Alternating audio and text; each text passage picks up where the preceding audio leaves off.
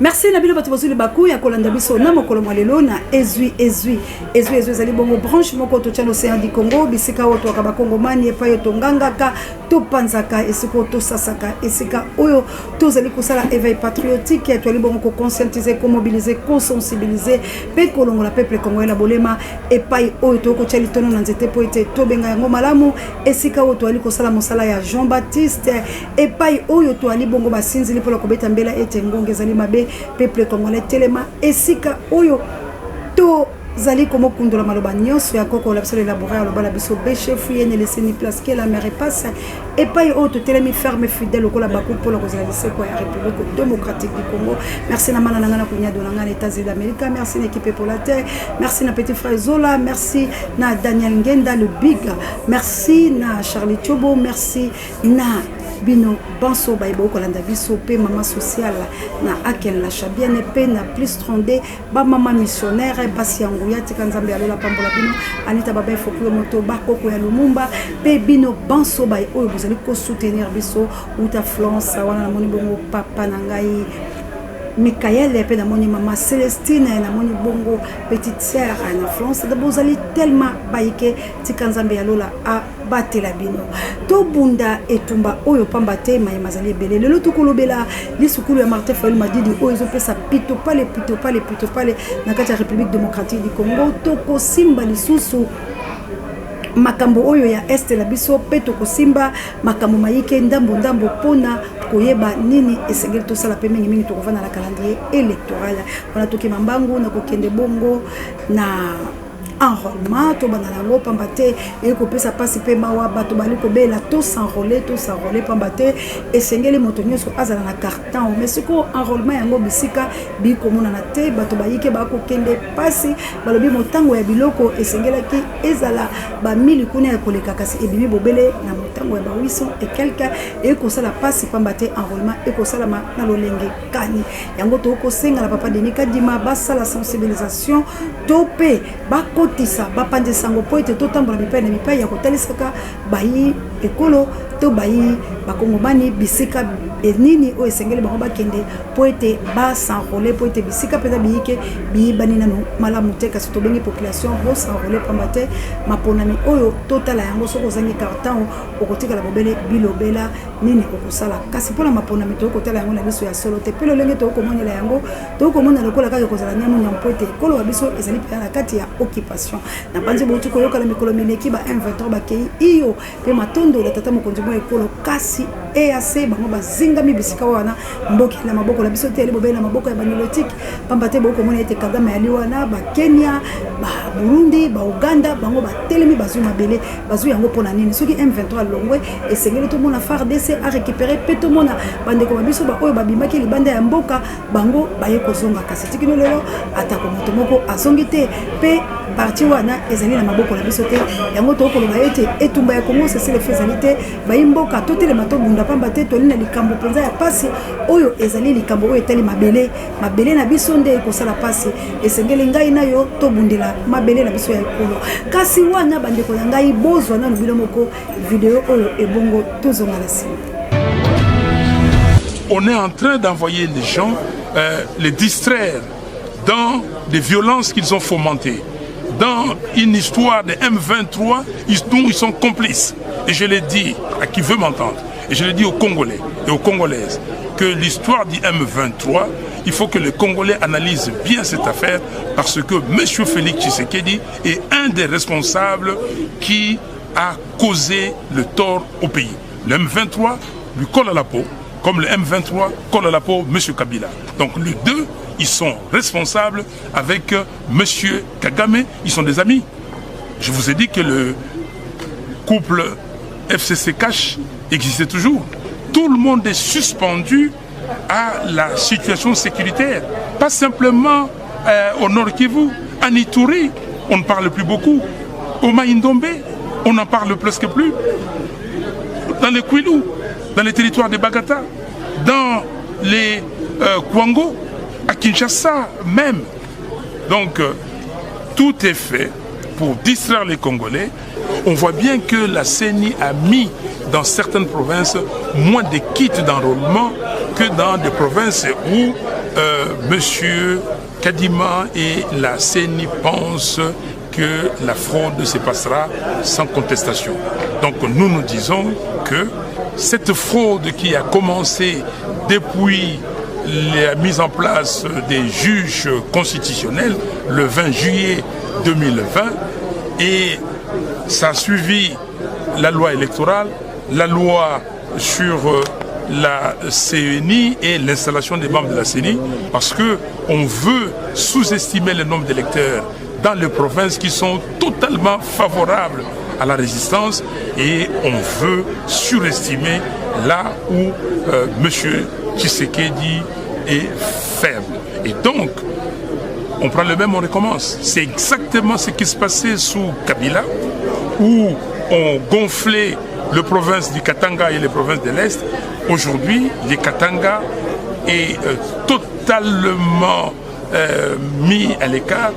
On sous-estime et Kinshasa, on continue à sous-estimer Kinshasa. Nous demandons à la CENI de fixer une date, une rencontre entre toutes les parties prenantes, c'est-à-dire les membres de l'Union sacrée, les membres des FCC, les membres de la MOCA et la société civile qu'on se voit pour qu'on corrige des mécanismes correcteurs. Nous disons à la CENI, nous pouvons faire l'opération d'enrôlement pendant 2 mois. On commence là pour la première ère opérationnelle, mais que ça ne s'arrête pas 1 mois après, que 2 mois. Et quand la deuxième ère opérationnelle va commencer, qu'elle commence en même temps que la troisième ère opérationnelle pour 2 mois. Et donc, que nous disent exactement combien de kits ils mettent, qu'on nous parle de la logistique, qu'on nous dise comment les gens sont sensibilisés, qu'on nous dise les personnels qu'ils ont mis dans ces centres d'inscription sont qui exactement. Donc, parce que nous ne laisserons pas passer la fraude. Nous allons nous organiser et nous avons dit dans notre congrès de l'ECID, le congrès qui s'est tenu à Kisangani du 11 au 14 juillet, que si d'aventure quelqu'un cette fois-ci volait la victoire du peuple, le peuple n'a pas d'autre solution que de se mettre dans la rue pour contester. On est en train d'envoyer les gens, les distraire dans des violences qu'ils ont fomentées, dans une histoire de M23 dont ils sont complices. Et je l'ai dit à qui veut m'entendre, et je l'ai dit aux Congolais et aux Congolaises, que l'histoire du M23, il faut que les Congolais analysent bien cette affaire parce que M. Félix Tshisekedi est un des responsables qui a causé le tort au pays. Le M23 lui colle à la peau, comme le M23 colle à la peau M. Kabila. Donc les deux, ils sont responsables avec M. Kagame, ils sont des amis. Je vous ai dit que le couple FCC-Cash existait toujours.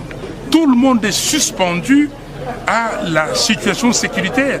Pas simplement au Nord Kivu, à Ituri, on ne parle plus beaucoup. Au Maïndombe, on n'en parle presque plus. Dans les Kwilu, dans les territoires de Bagata, dans les Kwango, à Kinshasa même. Donc, tout est fait pour distraire les Congolais. On voit bien que la CENI a mis dans certaines provinces moins de kits d'enrôlement que dans des provinces où M. Kadima et la CENI pensent que la fraude se passera sans contestation. Donc nous nous disons que cette fraude qui a commencé depuis la mise en place des juges constitutionnels le 20 juillet 2020 et ça a suivi la loi électorale, la loi sur la CENI et l'installation des membres de la CENI parce qu'on veut sous-estimer le nombre d'électeurs dans les provinces qui sont totalement favorables à la résistance et on veut surestimer là où M.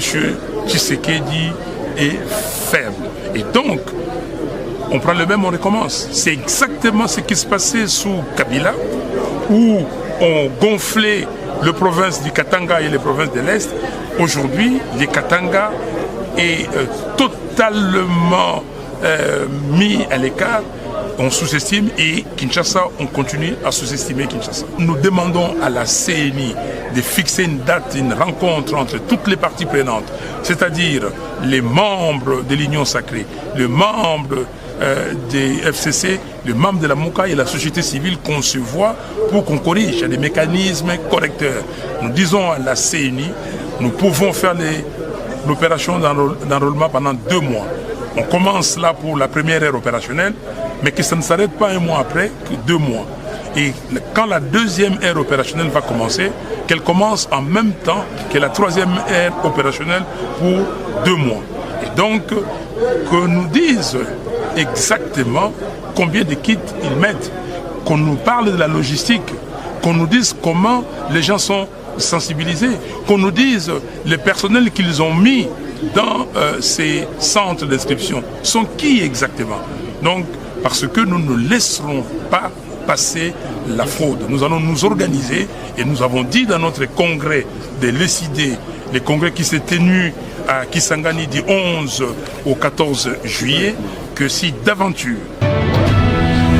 na bandi bandeko balandi bino moko bolandi wana ezali mwana mboka Martin Fayulu Madidi président ya ECD na monoko na epe maloba na ye bolandi epe na bokebi kasi epesi pasi pe mapamba te na tango oyo penza toali na posa ya débat ya boyete pamba te la muka eutaki bongo na ba débat ya makasi na banzi boyebi ete epanzaki bato ekomaki ya kobunda ekomaki bato bakuta na babunda ngo biso tozali kosenga penza toli ya malamu na bato balinzinga nzinga ya mwana mboka Martin Fayulu Madidi po ete biloko ba boyebi ko bimisaeli so na bon konde boyete eli pena kozonga sima pamba te biloko bya maloba boboye ebongi peut-être ba adepte to pe ba disciple de balekala baloba kasi soki moko tata obimi ongangi boye netando eke tala esali passe po ete bato bayike bayebi ete mwana mboka Martin Fayulu ye wana akei bongo ko rejoindre Moïse Katumbi oyo bino so bayebi ete ali kolabo tozong sala na ba vidéo oyo bayimboka pe na mikili ya bapaya baboya ki bongo Moïse Katumbi azala elongo na mwana mboka président Eli Martin Fayulu et bon tozong juste après Collabo Yewana Moïse collabo Yewana Moïse à l'équipe de Boy la sécurité maintenant tu vas bomi Congo boyebi police donc collabo donc yo avez déterminé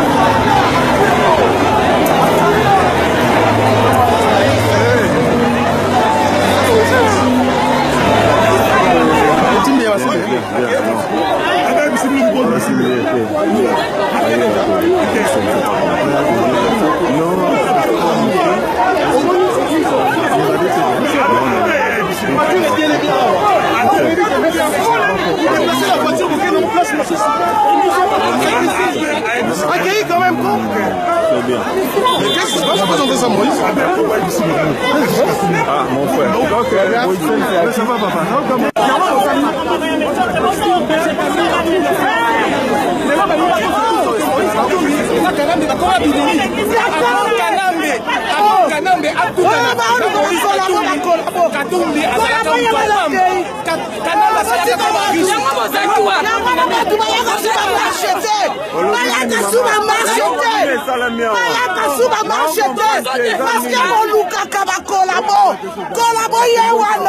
Moïse, collabo, Moïse, à l'équipe de Moïse.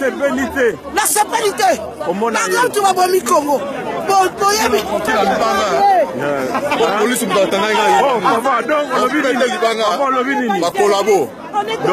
vous avez déterminé. C'est vrai. déterminé. Il y a facile que Kalombo là c'est un collabo. Allah ta kabila bête. Pas c'est kabiso. Ah bah il a pas c'est kabiso. Yo le vini ne va pas. Non, pas métis, n'est pas côté là. On y a d'abord métis. Donc Congo c'est pas métis, c'est pour les Congolais. C'est pour nous les originaires.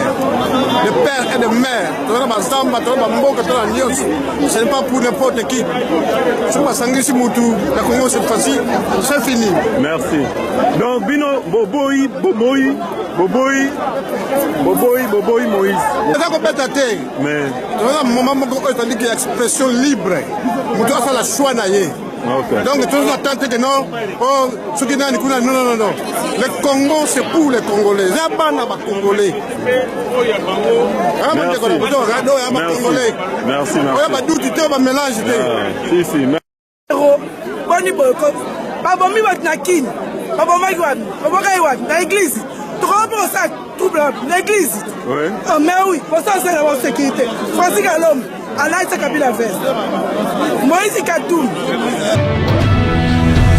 Et puis si passe pe ma na politique de la République démocratique du Congo ya ngona mbala oyo to lobi maponami esengeli to mitela malamu nani ndeto kolinga ona bomoni bala poto ba kobelela kolabo basimbi mabanga basimbi banzete po ete balingaki te mona mboka Martin Fayulu Madidi asangana na bango lisusu na oyo nyoso bakomba salaki ko sangana cela veut dire mona mboka président Eli ali bongo na ngambo ya union sacrée pourquoi pas kokeleka kambala moko tango Kabila bengaki po avana ne bonga olie oboyi pe na simana yango ozongeni nini esali yeke azonga lisusu ase contredire yemoko yango moni océan bande koloba na ye nzamba atinda ki epene na ye pona koloba na ye tu perdras par ta propre faute l'héritage que Dieu t'a donné tala le ndambo président Eli nzambe asakanaka te nzambe ali moto malamu zonga ne vandeli wa yo pamba te lelo oyo tikino banda bobani kofinga mona mboka Fumuzitu ayanoli ata komokolo moko te pe lelo bobi bibisi makambo oke bona basekele bayike oyo biso toyebi totambola la bino elongo toyebi de quoi bino nyoso bozalaki capable mutu moko azalaki incapable te mona mboka abimisa misolo miyike mona mboka asala makambo miyike na bozangi ye nde ko makambo comme soso na kosala makambo oyo bolingi bomi boma bino moko pamba te Moïse Katumbi alekanaki afinga président Eli alobi misolo miaye oyo ya bande koloba bonga na ki ba $100 na ye ke ya pesa ki te mais lelo bokosala discours ya kondima Moïse Katumbi a aidé Martin Fayulu Madidi pour la présidente de la République.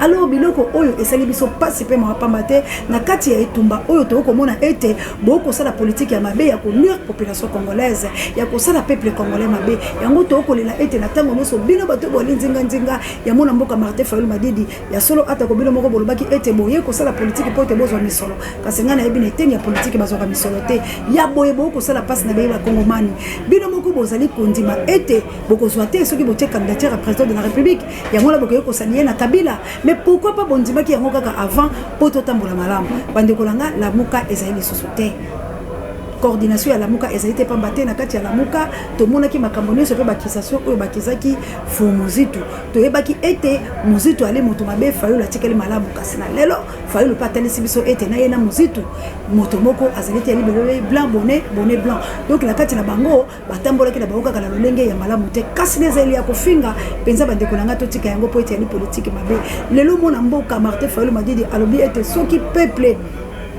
bandimi azala candidat te Mon amboka Martin Fayulu Madidi poisa ezali ete alina ba Moïse Katumbi amoni ete na lisanga na bango akozana makasi liso akotia candidature tant que président de la République akobunda sikoyo ke bakende to pe ba député ba bimato ba bimate kasi ezali pasi lisusu ke ba pesa maboko et pas ya mona mboka Martin Fayulu Madidi na komona déception ya lolenge oyo peuple congolais azui wana eza analyse nanga ya kotala déjà ke ko soutenir bato bongo ya kotala ba langage oyo ezobima et comme course moko boye ya mwasi aboyaki mobali na ye amonaki lokola mobali moko azwaki ye pembeni mobali wana azaki na misolo miyike kasi lelo oyo ake ko se retrouver ok vomie mobali nanga kasi lokola mwasi azonga kaka la bonkondi ya kobondela mobali lelo akomi kopanza mobali na ye samba mabe kasi likambo wana biso tolobi tango ezali na botela lolenge boni totambolaki botela lolenge bongo la moke ezaki na ba valeur nango mais lelo et perdre ba crédibilité nango wana totiki na biso makambo wana to analyser pona koloba ete biso to fungulaka miso koloba ete soki likambo ali malamu te to koloba ezali malamu te soki likambo ezali malamu to koloba ezali malamu wana na sondage bile moko bomoni Félix azui 64% bobo yebisanga na lolenge ya tribulance oyo ezoleka na kati ya la muka to na ba maloba oyo mona mboka Martin Fayulu Madidi yemo ka bali ko bimisa okelo ko sangala ba Moïse Katumbi parce que qui dit Moïse Katumbi eza Kabila eza matata mponyo. Donc aujourd'hui tozo confirmer que président Eli azali na ngambo ya Kabila siko boye bisanga nani akobima président de la République. Est-ce que c'est pas Félix oyo azui na ye déjà tango to bandai ko lobabilo bandai ko finga biso tango to bandai ko lobabilo bandai ko boya lelo pe to bandi to ko finga mais tango boko finga bilo moko bo sosola parce que zali vidéo ya ngala ngate na lobby président auti ko lobango récemment soki botika ka biso to za ba pembe na président ko sala ba erreur abote soki botika ka biso to tambola na parce que zaki makama nzambe Congo ngeke mona makambo ete mais aujourd'hui où est notre crédibilité c'est quoi lelo élection Félix Azou na deuxième mandat. Ce qui est le modèle de Félix Azou deuxième mandat. Parce qu'on suppose que Martin Fayulu Madidi est la candidate. Parce que la 4 alliances na bango ya la candidate. Azou c'est la seco peut-être azo ba député. Nani siko mutabomi la muka. Nani siko traître na 4 la muka. Ma peuple congolais, tous la babotité, tous à orphelin, tout le monde de la République démocratique du Congo.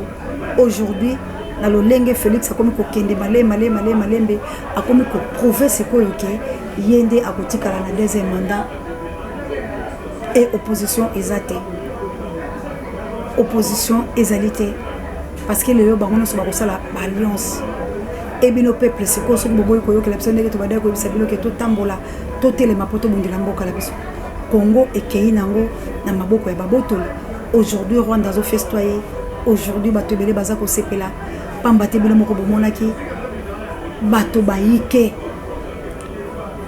bazali kolela ete ba Rwandais bango pe ba kendaki lokola ba volontaire pour na kokota la FARDC infiltration ils ont continué et aujourd'hui infiltré ba opposants et aujourd'hui République démocratique du Congo za la opposante et aujourd'hui République démocratique du Congo et qu'on connaître crise moko impossible et aujourd'hui ceux qui ba peuple congolais boyoke biso te to telemi poete to bunde tumba oyo te boye ba yete 40 ans après biso to kokende boko liza la bilo libéré mais après 80 ans c'est quoi boye bisanga un jour égal à 1000 ans et pas en Zambie c'est quoi la ba âge la biso to komi ceux qui va balkaniser mboka ata kobana na biso to bakoko na biso to bandeko na biso mososo bakotikalaka soki nzambe apesi mpe mate to alingi te boko ya kolibéra ngolo lengeni na nyamu modèle abo yango to yebisi bino ete population congolaise na ekobeta pela pe kolela koloba na bino ete tout élément tout songala poete to bundele ko biso wana ndeko la biso Josué Lumumba asila ko bima mais téléphone portable na ye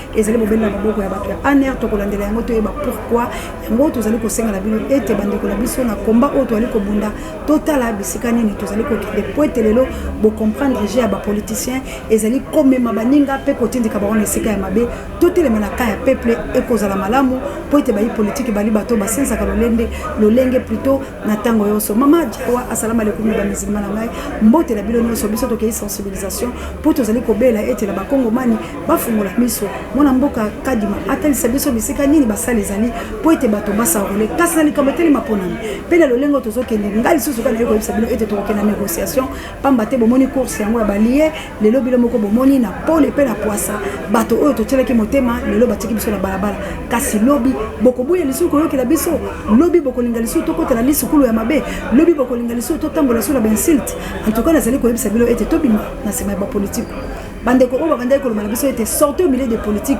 oyo tobandeki kosala bango campagne wana ete peuple congolais bolongo botika bapoliticien bakenda course au pouvoir na bango bazalaki totalement na raison mpe bino bato bobengaki bopesi biso raison mpo ete biso tozali koya litinde ya nzambe tata ntango nyonso tokoyebisa bino maloba ekosalama kasi tika nzambe apambola wana toyebi ete tokozela tokokele bongo na Équateur po ete babengi biso balobi tokende Équateur tokutana na gouverneur tosola na ye na nsima ya kokende ya tata mokonzi mwa ekolo baprojet mpe biloko toréalize soki ekosalama na ngolu ya nzambe tata bato babengisi biso soki babongisi nzambe pa permettre tokokele mpe Équateur mambenga mpona kosolola na gouverneur na biso mpe tosola na ye atalisa biso mpe makambo mosusu po ete babengi biso na nzela ya singa biso mpe tolobi iyo tozali pembeni kasi matondola bino nyonso bandeko na ngai tolongola kati ya badivergence tolongola kati ya kosona tolongola kati ya bato mabe nakoyambela bino lobi moleki nakoyambela bino lobi plutôt moto moko to cadre ya SID po ete tosola na ye mpenza basembola biso makambo oyo mpe na koyamba cadre moko ya nouvelle élan po ete tosola na ye po ete tosembola makambo oyo po ete tolingi pole mozala kasi bandeko na nga bozala serpe te soki lobi Félix Antoine Tshilombo akambi 2e mandat po bino moko bomoni yango ya miso bopesa matondo la kabu ya l'homme puissant on ne change pas l'équipe qui gagne pe matondo la HB mise électrique qui appelle la pape J directeur recherche stratégique pe sango mokonzi pareil be miso ba biso pe bino nyonso o bosoma ka biso vraiment na kimi na lombango vérité tant oyo au Seigneur de la presse Nzambe on se manque pas de Dieu équipé pour la terre on se manque pas de Dieu ba maman missionnaire on se manque pas de Dieu Daniel Ngenda on se manque pas de Dieu la Chabienne on se manque pas de Dieu qui l'âme plus ses carnets pour que le connaît fait pécat au début le monde la mère le numéro 1 au sein de la presse JKM les personnes nga innocent entre live papa Michael et maman Clarisse on se manque pas de Dieu Désiré Botuna maman Elisabeth Botuna on se manque pas de Dieu on se manque pas de Dieu on se manque pas de Dieu bakoka lumumba ngala bilo soki yeso été tokota